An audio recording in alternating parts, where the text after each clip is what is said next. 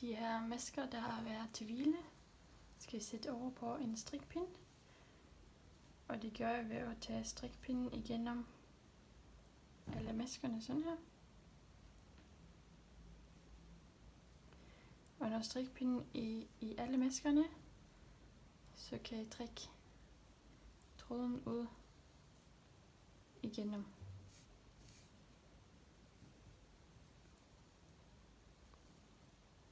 Nu har jeg sat maskerne på pinden, og jeg skal samle masker op. Så skal jeg have min garn. Det er garn inden her. Og så vil jeg holde den, så der er et stykke med garn her. Og så vil jeg starte og samle masker op. Og når man samler masker op, så bruger man højre strikpind og stikker ned der, hvor man skal samle masker op og henter tråden. Og man skal samle masker op i det her hjørne mellem de her masker og de masker, man slår op til ærmegab. Så først vil jeg samle en maske op i det her hjørne. Sådan her. Og så for at den her tråd er lang, så vil jeg samle masker op i de her masker, jeg slår op til ærmegab.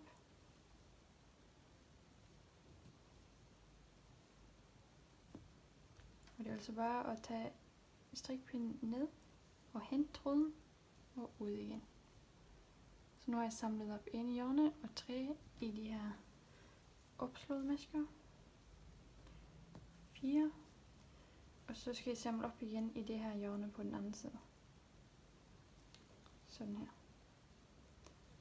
Så vil jeg bare strikke ret til at komme til en maske inden den første maske er samlet op.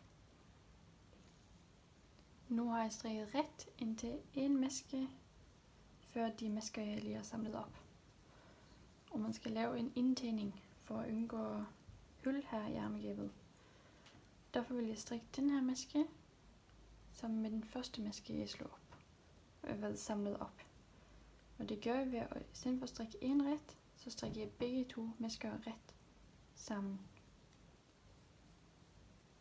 På den måde har jeg lavet en indtagning. Så vil jeg strikke halvdelen af mine opsamlede masker. Placerer min maskemarkør. Strik resten af halvdelen. Og så har jeg en maske tilbage. Den er samlet op i det hjørne. Den skal jeg så strikke ret sammen med den første maske af de, der har ligget til hvile. Og igen tager jeg bare og strikker dem ret. Begge to igennem begge masker. Henter tråden og ud igen. Og på den måde så har jeg lavet de her indtagninger, og man vil undgå hul her ved ærmegabet. Nu vil jeg bare strikke ret i så mange omgange, som det står, før man skal lave en indtagning. Nu har jeg strikket så mange omgange, som det står til min opskrift, før jeg skal lave min indtagning. Og man kan tælle omgange ved at kigge på de her V'er. Så man tæller 1, 2, 3, 4, 5, 6 omgange. Man tæller de her plus den maske, der ligger på pinden. Og når man skal lave indtæningerne, så skal man fra omgangens begyndelse strikke 2 masker ret. Sådan her. Og det er på samme måde, som man strikker indtæningerne her ved ærmegabet. Altså at man i stedet for at strikke en maske ret, så tager pinden igennem begge masker. Og det gør man af de 2 masker før maskemarkøren, altså efter maskemarkøren her, og de her masker før maskemarkøren. Så nu strikker jeg ret hertil, og så når jeg kommer til 2 masker før maskemarkøren, vil jeg strikke de ret sammen. Og det vil jeg gøre i så mange gange, som det står i opskriften. Nu er ærmet strikket så langt, som det skal være, og jeg skal strikke dobbeltrib. Og ligesom jeg gjorde på kroppen, så vil jeg strikke maskerne over på min pinde nummer 7, mens jeg strikker den her dobbeltrib. Så jeg vil fjerne maskemarkøren, Så vil jeg strikke maskerne over på den anden pind, hvor jeg strikker 2 ret og 2 vrang. Og jeg vil fortsætte for at repetere det. 2 ret, 2 vrang hele vejen rundt, og strikke rib i så mange omgange, som det står i opskriften. Nu skal jeg lukke masker af, og det gør jeg på samme måde som når på kroppen. Vil jeg strikke 2 masker efter det her ribmønster, og tager den første maske over den ytterste. Strikke en maske mere, og tager den bagerste maske over. Sådan gør man hele omgangen. Når man er kommet til den sidste maske, så lukker man også den af. Og så tager man den sidste maske her og laver lidt større. Og så bryder man garnet. Og så tager man den her garntråd, eller enden, igennem den her maske. Sådan her. Og så strammer man til. Så har man lukket af. Når man skal hæfte ender, så betyder det, at man fæster de her tråde, der kommer. Og det skal man gøre på indersiden af trøjen, så man ikke kan sætte den. Og til det bruger jeg en ølnål. Det var en nål med sådan et stort nåløje, så man kan få garnet igennem.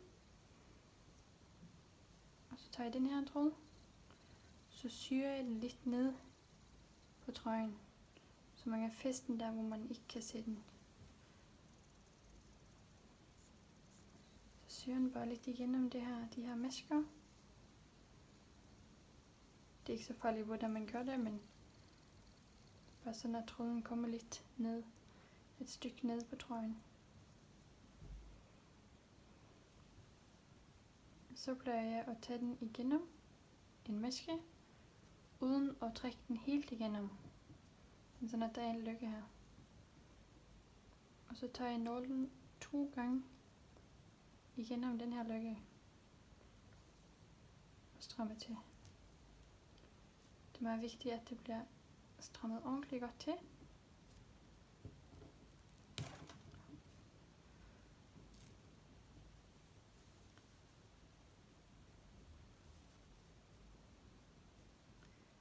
Og det gør jeg igen.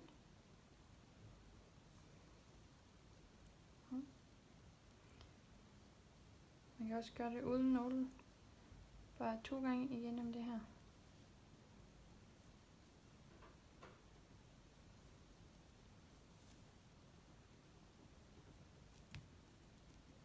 Og strammer til. Og så bagefter så slår jeg en almindelig knude. Strammer til. Og hvis man er i tvivl om, at det skal holde, så skal man altid slå en knude mere.